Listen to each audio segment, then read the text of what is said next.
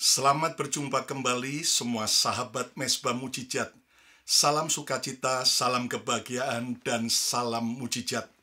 Senang sekali hari ini saya Pastor Lukas Kusuma dari kota Philadelphia, Pennsylvania, boleh menjumpai setiap saudara, dan dimanapun Anda berada, doa saya biarlah kita makin kuat teguh menghadapi setiap tantangan hidup ini, dan kita percaya bahwa Tuhan Yesus dapat kita andalkan. Jika Anda percaya, ayo coba ketiklah, katakan, Yesus dapat kuandalkan. Dan jika Anda diberkati oleh program Mezbah Mujizat ini, jangan lupa untuk Anda bisa share kepada teman-teman Anda, dan juga komen yang baik, subscribe YouTube channel Bethany Miracle Center, serta pencet like-nya, dan juga saudara-saudaraku, Anda bisa follow Instagram Lukas Kusuma, atau juga Instagram Bethany Miracle Center.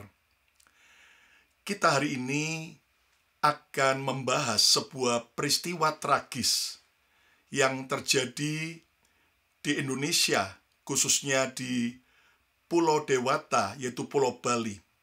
Dan tema kita hari ini adalah jeritan pilu Timothy Saputra. Timothy Anugrah Saputra dalam usia 22 tahun. Dia seorang mahasiswa Fakultas Ilmu Sosial dan Ilmu Politik dari Universitas Udayana Bali. Meninggal dunia pada hari Rabu, 15 Oktober 2025. Berdasarkan informasi yang beredar, Timothy mengakhiri hidupnya setelah ia melompat dari lantai 2 gedung FISI Unut pada Rabu pagi. Peristiwa ini mendapatkan sorotan dari publik, dari para netizen, karena ditemukan bukti bahwa Timothy telah menjadi korban bullying atau perundungan baik sebelum dia mati maupun setelah dia mati. Dan sedihnya korban bullying ini itu karena tidak tahan, maka Timothy mengambil keputusan, mengambil jalan pintas. Pelakunya adalah sesama para mahasiswa Unut. Nah, dugaan dari bullying atau perundungan mencuat usai beredar percakapan dalam sebuah tangkapan layar di grup-grup WhatsApp. Grup itu disebut-sebut milik teman-teman Timothy di kampus.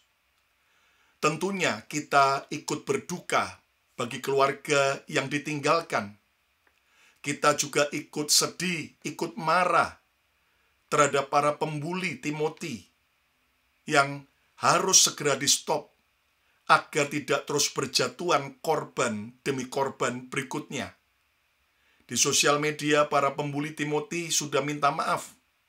Tetapi sedihnya, Timothy tidak bisa kembali hidup akibat daripada bully tersebut. Mungkin saudara juga pernah dipermalukan di depan banyak orang.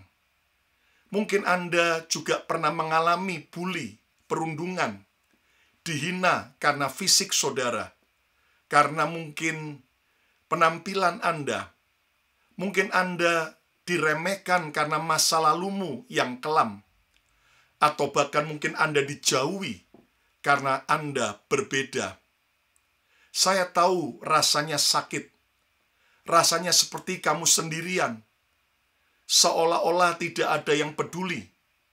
Tetapi dengar ini, orang-orang yang pernah jadi korban bully, justru seringkali adalah orang-orang yang Tuhan pilih untuk mengubah dunia. Saya ulangi lagi, percayalah bahwa begitu banyak orang-orang yang tadinya jadi korban bully, tetapi akhirnya mereka menjadi orang-orang yang dipilih Tuhan untuk mengubah dunia ini. Saya mau berkata di hari ini bahwa bully tidak boleh menghancurkan kita. Bully tidak boleh merusak rencana Tuhan. Bully tidak boleh menghancurkan kita yang hidup di tangan Tuhan. Tahukah Anda bahwa bullying bukan hal yang baru? Bahkan di Alkitab, Tuhan mencatat banyak kisah orang-orang yang diremehkan, dihina, disakiti, tetapi akhirnya mereka dipakai Tuhan secara luar biasa. Lihat bagaimana Yusuf, anak Yakub dalam kitab Kejadian. Dia dibully oleh keluarganya sendiri. Yusuf adalah contoh yang paling nyata. Ia mempunyai mimpi besar dari Tuhan. Tetapi justru ia dibully, dibenci, diolok-olok oleh saudara-saudaranya. Saudara-saudaranya iri. Mereka membuli Yusuf. Dan mereka berkata, "Kamu mimpi jadi raja, siapa kamu?" Sampai akhirnya mereka, kakak-kakak Yusuf, melempar Yusuf ke dalam sumur dan menjualnya sebagai budak. Dengar baik-baik, orang-orang itu mungkin bisa mengambil baju saudara, seperti mengambil jubah Yusuf. Tetapi mereka tidak akan pernah bisa mengambil panggilan Tuhan atas hidup saudara. Jangan izinkan orang-orang yang membuli Anda. Mungkin mereka bisa merusak nama baikmu, mengambil bajumu, mengambil yaitu semua nama baik kita. Tetapi jangan izinkan mereka mengambil panggilan Tuhan atas hidup kita. Lihat bagaimana Yusuf tetap setia. Di penjara pun dia tetap melayani. Dan akhirnya Tuhan mengangkat Yusuf jadi penguasa Mesir. Yusuf dari korban bully akhirnya menjadi alat penyelamat bagi keluarganya dan bagi bangsanya. Jika Anda tanpa sadar sering membuli orang lain dengan perkataan di sosial media, dengan sikapmu, ayo berhenti, stop, karena itu termasuk dosa yang sangat mengerikan. Sementara jika Anda menjadi korban bully, jangan lagi depresi. Lihat bagaimana seperti Yusuf akhirnya diangkat Tuhan luar biasa menjadi penguasa Mesir. Dari orang yang terhina, dibuang, dimusuhi, justru menjadi berkat, bukan hanya bagi keluarganya, tapi juga bagi bangsa-bangsa. Lihat juga bagaimana Daud diremehkan oleh keluarga, bahkan juga diremehkan oleh Goliat musuhnya. Ketika Nabi Samuel datang untuk mengurapi sebagai raja, ayahnya Daud yaitu Isai tidak memanggil, tidak mengundang Daud datang ke rumah. Semua saudara-saudara Daud lewat di depan Nabi Samuel, tetapi Daud dibiarkan menggembalakan kambing domba di padang. Kakaknya sendiri berkata, "Kamu cuman anak kecil, sok tahu." Tetapi Tuhan tidak melihat tampilan luar kita, tetapi Tuhan melihat hati. Ayo yang percaya coba katakan, Tuhan melihat hati. Dan di hadapan Goliat yang mentertawakan, Daud berkata, "Engkau datang dengan pedang, tetapi aku datang dengan nama Tuhan semesta alam." Ketika orang lain melihat kamu kecil, ketika orang lain meremehkan saudara, percayalah Tuhan melihat ada raksasa iman yang ada di dalam dirimu. Hari ini jangan izinkan intimidasi, bully, ejekan, penolakan membuat Anda akhirnya putus asa, depresi, atau bahkan mau mengakhiri hidup. Stop brother, stop sister. Jangan akhiri hidupmu. Karena walaupun orang melihat kamu kecil, namun Tuhan melihat engkau adalah raksasa iman ketika engkau bangkit dan engkau berkenan dan menang di dalam Tuhan. Yesus juga adalah korban bully terbesar dalam sejarah. Yesus tahu persis apa artinya dihina, apa artinya dikhianati, apa artinya ditelanjangi, apa artinya dijual. Orang menuduh Yesus gila, Yesus penipu, bahkan diiblis-ibliskan. Yesus disalib, Mereka meludahi Yesus, mereka mencemooh Yesus, dan berkata, kalau engkau benar anak Allah, turunkanlah dirimu, turunlah dari salib. Tetapi Yesus tidak membalas dengan kebencian. Yesus membalas dengan kasih dan berkata, Bapa, ampunilah mereka. Bapa, ampunilah mereka. Di depan para pembuli, Yesus mengambil sebuah sikap yang mulia. Dan disitulah kemenangan sejati dimulai. Saudara, bully di dunia modern juga begitu banyak terjadi sampai hari ini. Hari ini bullying tidak selalu terjadi di jalanan. Kadang terjadi di layar ponsel, di sosial media, bisa terjadi di kolom komentar, bisa terjadi di sekolah, bahkan di gereja. Tetapi jika Anda menjadi korban bully, dengar baik, kamu tidak sendirian. Anda tidak sendirian, karena Tuhan hadir menyertaimu, dan Tuhan siap memberimu pertolongan dan kekuatan dari setiap bully-bully yang sedang kau hadapi. Banyak tokoh-tokoh besar, baik di dunia maupun di Alkitab juga pernah menjadi korban bully. Hari ini, bangkitlah, jangan kau mau terus terpuruk, dan mari kita percaya ada rencana Tuhan besar dalam hidup kita.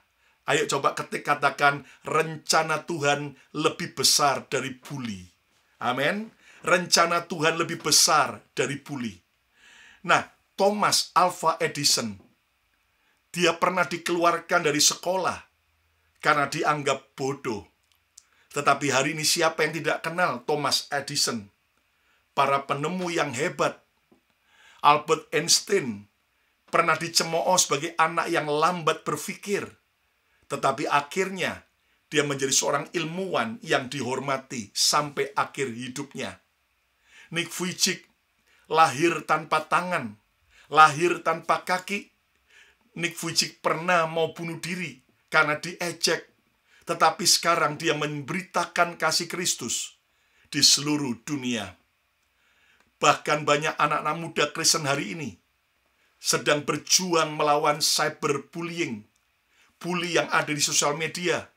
Tetapi pilihlah untuk tetap berdiri, karena tahu bahwa harga diri kita bukan ditentukan oleh komentar orang lain, bukan ditentukan oleh penerimaan atau validasi dari orang lain. Tetapi ketahuilah bahwa harga diri kita ditentukan oleh salib Kristus yang rela mati buat saudara dan saya. Bully bisa menghancurkan rasa percaya diri, tetapi tidak bisa menghancurkan panggilan Tuhan, tidak bisa menghancurkan rencana Tuhan atas hidupmu. Nah, hari ini jangan sampai engkau kalah dengan bully. Jangan sampai engkau kalah dengan bully. Tetapi kita harus menang atas bully. Kita harus bisa mengalahkan bully. Dan bagaimana cara kita mengalahkan bully? Saudara, yang pertama, kenali identitasmu di dalam Kristus. Efesus 2 ayat yang ke-10 berkata, kita ini buatan Allah. Saudara, kita ini adalah masterpiece-nya Tuhan. Kita diciptakan secara sempurna, spesial di hadapan Tuhan. Saudara dan saya bukan produk gagal. Saudara adalah karya seni agung Tuhan. Jadi hari ini, kenali identitasmu di dalam Kristus. Jangan biarkan perkataan orang lain merusak karya Tuhan dalam dirimu. Hari ini, hidupmu adalah spesial karena saya dan saudara adalah buatan karya agung Tuhan. Ayo coba katakan, saya menemukan identitas di dalam Kristus. Emas asli yang tahu siapa dirinya tidak akan pernah terganggu saat dituduh orang, dihina orang, diejek orang sebagai emas palsu. Bahkan emas asli ketika diinjak-injak, dibuang ke comberan pun, tetap dia adalah emas yang asli. Hari ini, kenali identitasmu di dalam Kristus. Saudara, engkau berharga dan mulia. Yesus rela mati bagi saudara dan saya di kayu salib. Itu sebabnya jangan ambil keputusan untuk menyudahi hidupmu. Berhenti untuk mengambil jalan pintas. Datanglah pada Yesus. Jika ada saudara hari ini yang belum percaya Yesus, bukalah hatimu, terima Yesus sebagai Tuhan dan Juru Selamatmu. Kalau ada saudara yang sudah lama jauh dari Tuhan, buka hidupmu bagi Yesus. Izinkan Yesus menjamah, memenuhimu, sehingga engkau mendapatkan identitasmu yang benar di dalam Kristus. Apapun kata dunia, tetap kita adalah orang-orang yang dicintai oleh Yesus. Yang percaya, ayo coba katakan, saya karya agung dari Tuhan. Bagaimana cara mengalahkan bully? Yang kedua, ubah luka jadi pelajaran dan kekuatanmu. Ubah luka jadi pelajaran dan kekuatanmu. Roma 8 ayat 28 berkata, segala sesuatu bekerja untuk mendatangkan kebaikan bagi orang-orang yang mengasihi Tuhan. Luka bisa terus jadi luka dan bisa membunuh dan menghancurkan.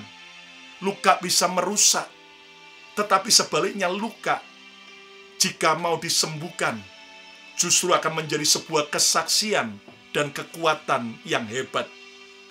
Jangan biarkan rasa sakit jadi racun. Biarkanlah itu jadi bahan bakar, penyemangat untuk Anda terus belajar, tetap kuat dan bertumbuh. Putuskan agar setiap kata-kata tajam orang lain, putuskan agar setiap kata-kata jahat orang lain, bukan untuk menyakiti kita, tetapi untuk mempertajam iman kita, mempertajam kepandaian kita, mempertajam semangat kita untuk bangkit dan menjadi pemenang dalam hidup ini. Ayo yang setuju coba katakan, saya mau belajar dan makin berhikmat. Saudara, percayalah kalau Tuhan izinkan kita lewati bully, dimusuhi tanpa sebab, mungkin kita terus diintimidasi, tapi mari jadikan itu pelajaran berharga. Minimal jangan pernah membuli orang lain, karena kita pernah merasakan bagaimana sakitnya dibuli oleh orang lain. Tetapi juga Anda bisa dipakai Tuhan untuk menolong mereka yang menjadi korban bully yang lain. Hari ini ada pelajaran berharga di balik setiap bully. Yang ketiga, saudara, balas kejahatan dengan keberhasilan dan kemajuanmu. Balas kejahatan dengan keberhasilan dan kemajuanmu. Roma 12 ayat 21 berkata, jangan kalah terhadap kejahatan, tetapi kalahkanlah kejahatan dengan kebaikan. Jangan kalah terhadap kejahatan, tetapi kalahkanlah kejahatan dengan kebaikan. Apa arti mengalahkan kejahatan dengan kebaikan? Lakukan hal-hal yang baik. Saudara, bukan malah Anda stres, putus asa, menjauh, mengurung diri, lalu Anda freeze, Anda kemudian malah flight, lari dari kenyataan. Jangan. Tetapi justru kita harus fight, berjuang, mengalahkan kejahatan dengan kebaikan. Balas kejahatan dengan keberhasilanmu, dengan kemajuan, kesuksesan saudara. Ingat baik-baik, orang yang membuli saudara ingin melihat Anda jatuh, ingin melihat Anda menderita, susah, gagal. Tetapi ketika Anda memilih untuk mengampuni, saudara akan berdiri lebih tinggi dari mereka. Ketika Anda memilih putus asa, memilih mundur, bahkan mengakhiri hidup, itu justru yang ditunggu-tunggu oleh para pembulimu. Itulah yang akan membahagiakan para pembencimu. Jangan jadi orang bodoh. Bangkit, ingat bahwa ketika kamu menjadi makin maju, ketika kamu menjadi makin berhasil, itu akan semakin mempermalukan para pembenci saudara. Ingat, cara membalas para pembencimu yang paling elegan. Bukan membalas dengan kejahatan, tapi lakukan hal-hal yang positif, hal-hal yang baik. Engkau makin maju, makin cinta Tuhan, makin berprestasi, engkau makin menjadi berkat. Dan itu akan membungkam setiap mulut-mulut para pembenci saudara. Yang keempat, yang terakhir, supaya kita menang dari setiap bully, jangan hadapi sendirian. Jangan hadapi bully secara sendirian. Jangan simpan luka sendirian. Ceritakan kepada orang tua Anda. Ceritakan kepada pemimpin rohani Anda. Kepada mentor atau teman yang dapat kamu percaya. Tuhan menciptakan kita berada di komunitas keluarga, di komunitas gereja, di komunitas sebuah komunitas yang sehat. Supaya apa? Supaya kita tidak berjuang sendiri. Ayo coba katakan, saya tidak berjuang sendiri. Kita harus berani speak up. Jangan hadapi bully dengan sendirian, tapi berani hadapi dengan komunitas kebersamaan. Juga bersama dengan Tuhan. Kita berani speak up, berani berbicara, berani mengungkapkan bully-bully itu. Apalagi di zaman sosial media. Saudara, yang penting bukan fitnaan, tetapi kebenaran. Bukan asumsi, tetapi realita, kenyataan. Maka saudara harus berani speak up. Hai hamba-hamba Tuhan, kalau engkau selama ini dibully oleh hamba-hamba Tuhan yang lain, dibully oleh jemaat atau pengurus gereja, engkau harus berani speak up. Jangan sampai hamba Tuhan jadi beku. Jangan sampai engkau jadi frustrasi. Berani speak up. Kamu juga harus berani cerita kepada orang lain tentang bully yang kamu alami. Jangan pernah diam. Kalau kita mengalami pembulian dan kita diam, maka justru itu yang akan membuat para pembuli kita semakin menjadi-jadi. Tetapi saat kita tidak diam, kita berani untuk saudaraku speak up, maka itu akan membuat para pembuli kita ketakutan. Bahkan pesan saya, jika Anda melihat ada terjadi pembulian, maka jangan diam juga. Jadilah pembela bagi mereka yang dibuli. Jadilah juga tempat yang aman. Jadikan sosial media Anda, jadikan pertemanan Anda, jadikan komunitas Anda sebagai tempat yang aman bagi mereka yang terluka, bagi mereka yang dibuli, dan yang terpenting buat siapapun yang lagi merasa sendirian. Engkau yang sedang merasa hancur karena kata-kata orang lain, karena sikap perbuatan orang lain, dengar, hidupmu sangat berharga. Engkau sangat berharga. Engkau spesial. Ada banyak talenta, ada banyak kelebihan, potensi dalam hidupmu. Jangan biarkan iblis menipumu untuk mengakhiri hidup. Tetapi percayalah, ada Tuhan yang melihat saudara. Ada Tuhan Yesus yang mengasihi saudara dan siap memulihkan hidupmu. Yang percaya, katakan, Tuhan, tolong aku. Coba ketik, Tuhan, tolong aku. Mungkin hari ini engkau sedang mengalami air mata, atau engkau sedang betul-betul hancur. Mungkin kamu masih ingat nama orang-orang yang menghina kamu, yang membuli, yang menyakitimu. Tapi dengar hari ini, engkau berharga. Engkau dipilih Tuhan. Engkau dikasih Tuhan. Engkau adalah orang-orang yang hebat. Dan tidak kebetulan Anda menyaksikan program ini, karena Tuhan mencintai saudara. Bully ingin membuatmu percaya bahwa kamu tidak berarti. Tetapi salib Kristus berkata, kamu sangat berarti. Kamu sangat dicintai. Sampai Tuhan rela mati untuk saudara. Jangan biarkan masa lalumu menentukan masa depanmu. Biarkan kasih Kristus yang menulis ulang kisah hidupmu.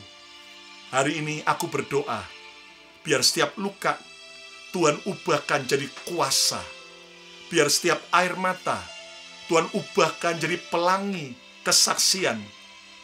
Kamu bukan korban, tapi kamu pemenang. Ayo coba ketik, saya bukan korban, tapi saya pemenang. Saya bukan korban, tapi saya pemenang. Karena Yesus ada di dalammu, jauh lebih besar daripada mereka yang ada di dunia. Bangkitlah, ampunilah, jadilah terang, bahkan bagi mereka yang pernah merendahkanmu.